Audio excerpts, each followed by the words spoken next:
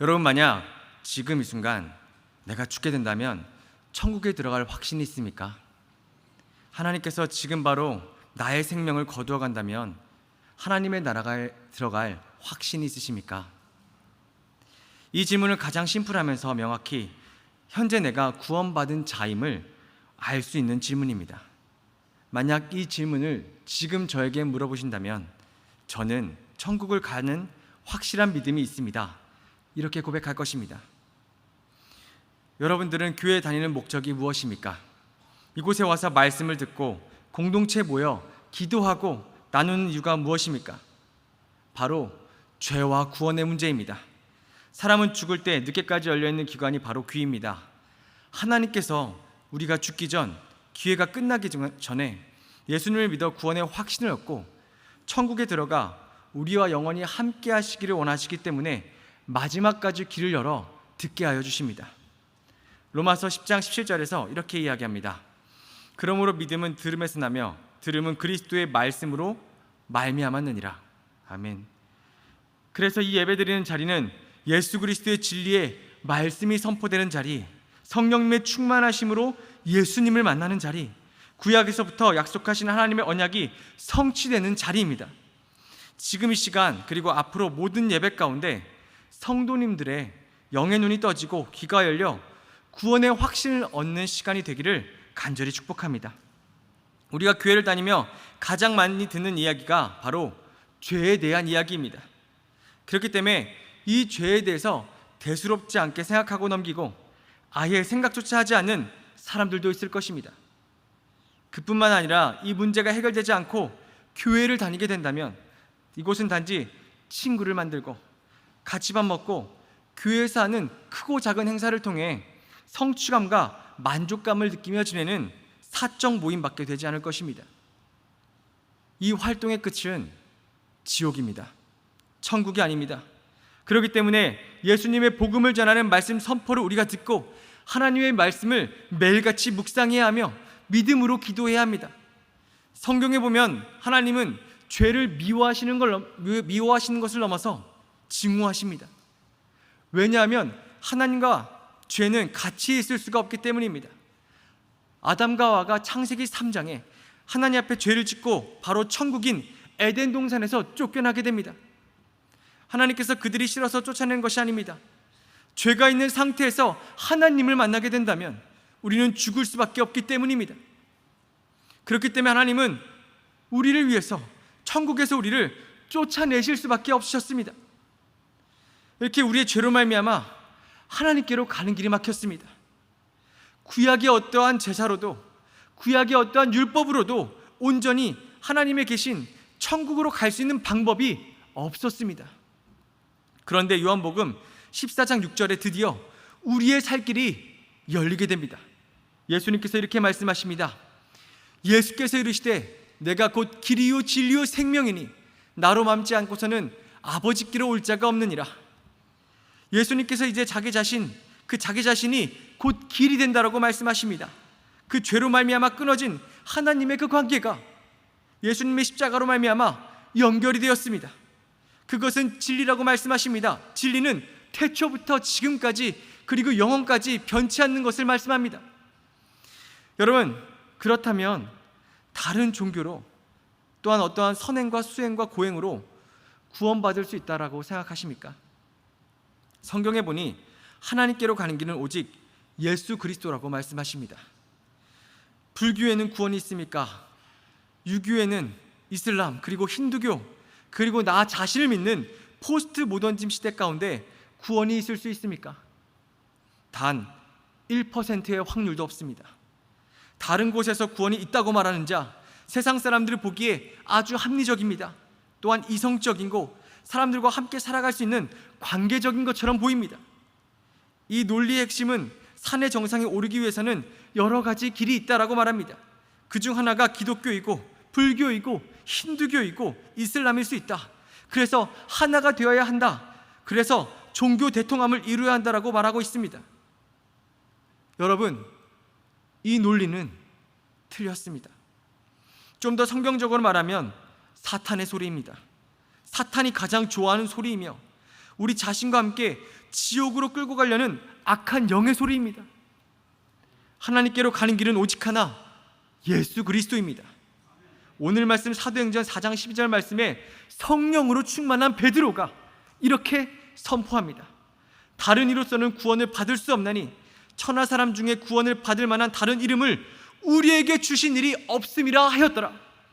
구원을 받는 방법, 천국으로 가는 방법, 내가 죽고 다시 새롭게 거듭나는 방법, 하나님 아버지와 관계가 회복되는 오직 유일한 그 길은 예수 그리스도를 믿는 것밖에 없다라고 성경에서 명확히 우리에게 말씀하십니다.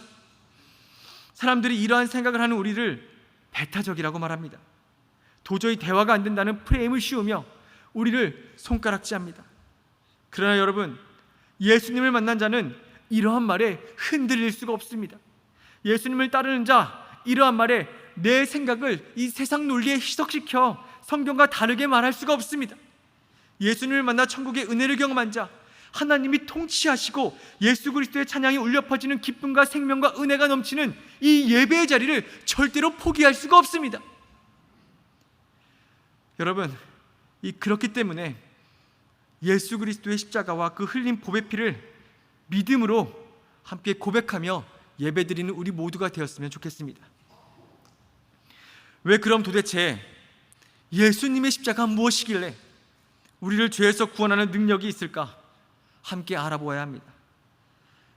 이사야 53장 4절부터 6절까지 하나님께서는 우리의 죄를 어떻게 구원하실지 약속하시고 알려주고 계십니다. 함께 한 목소리로 합독하겠습니다.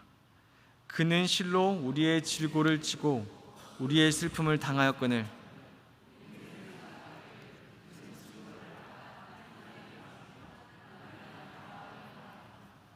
그가 찔림은 우리의 허물 때문이요 그가 상함은 우리의 죄악 때문이라. 그가 징계를 받았으므로 우리는 평화를 누리고 그가 채찍에 맞음으로 우리는 나음을 받았도다.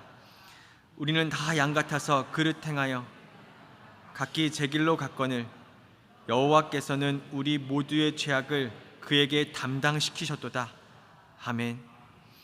예수님께서 활동하셨던 로마 시대 때에는 십자가형을 보면 십자가를 지기 전에 먼저 채찍에 맞습니다. 그런데 그 채찍은 우리가 알고 있는 한 대 맞았다고 피부가 부어오르는 가죽 채찍이 아닙니다.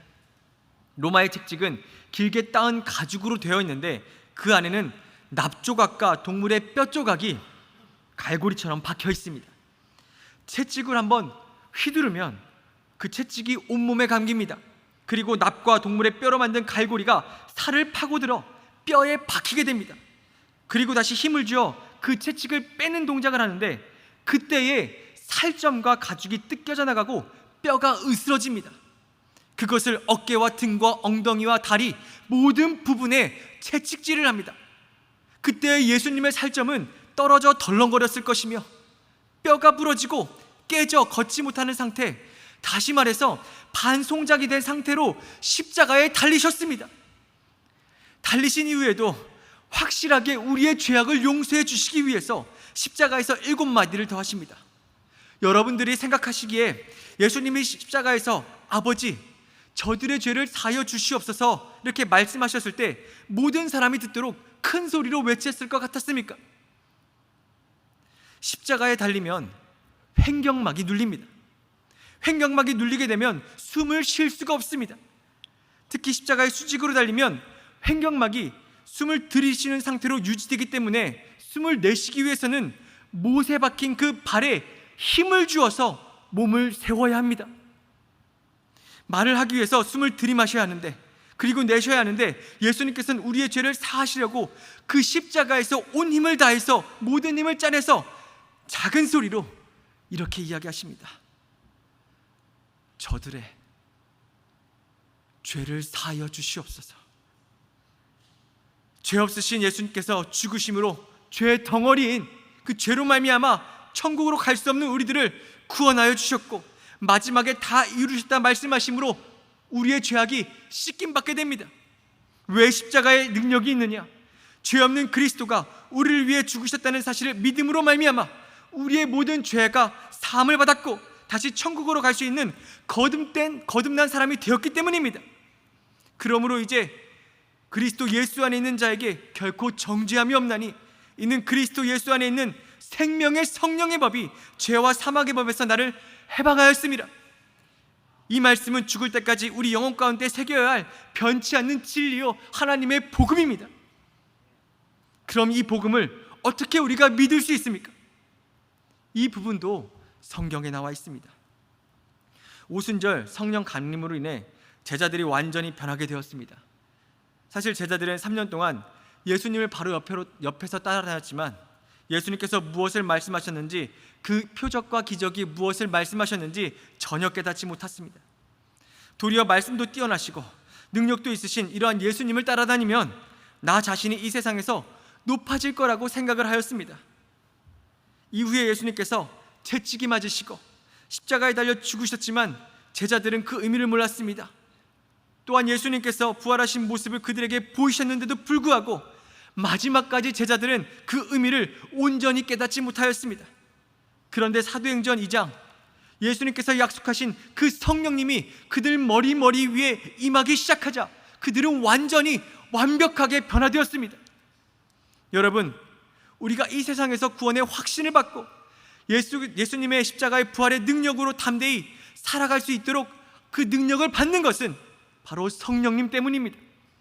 그렇기 때문에 기도로 성령님을 구해야 합니다. 성령님, 예수님을 진정으로 믿고 싶습니다. 그것을 깨닫고 믿는 자, 그 삶은 누구보다 능력 있는 삶을 담대히 살아갑니다.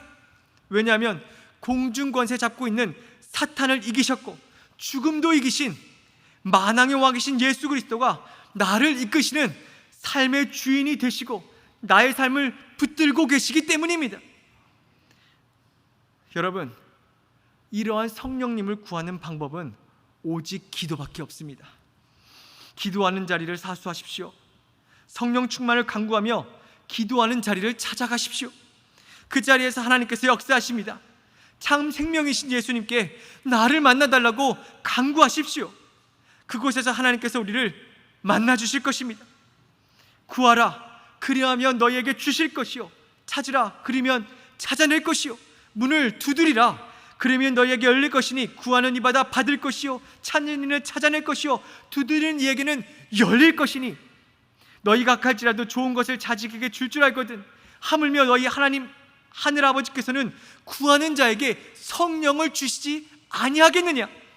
이렇게 간절히 구하며 기도하는 자에게 하나님께서는 가장 좋은 선물 성령님을 우리에게 보내주실 것입니다.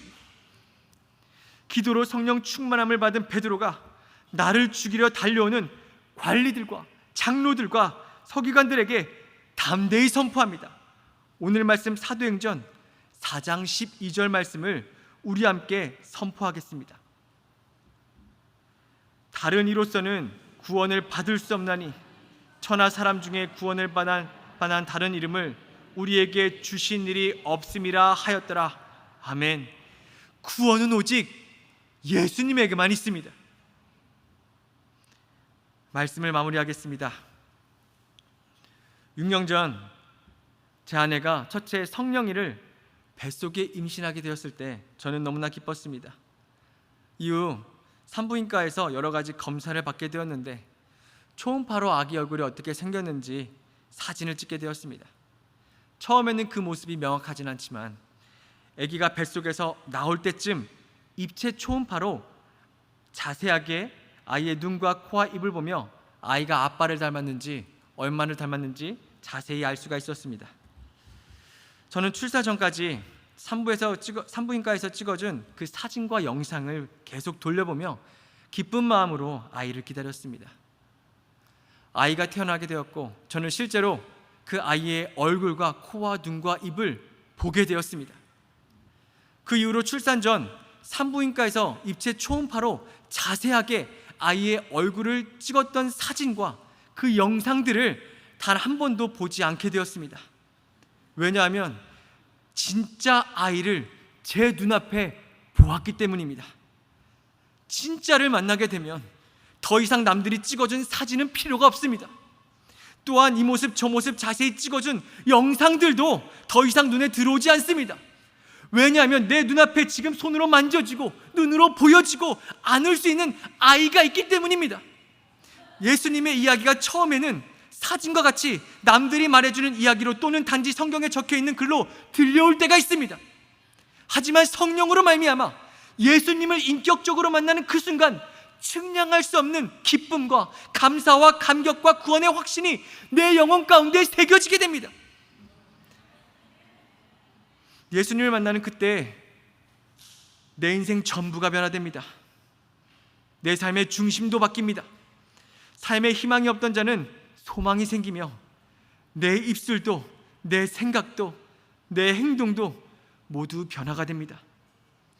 여러분, 기도와 말씀으로 드리는 매 예배 가운데 성령의 충만함으로 말미암아 우리를 죄에서 구원해 주시는 예수님을 만나시기를 우리 구주 예수 그리스도의 이름으로 간절히 축원합니다.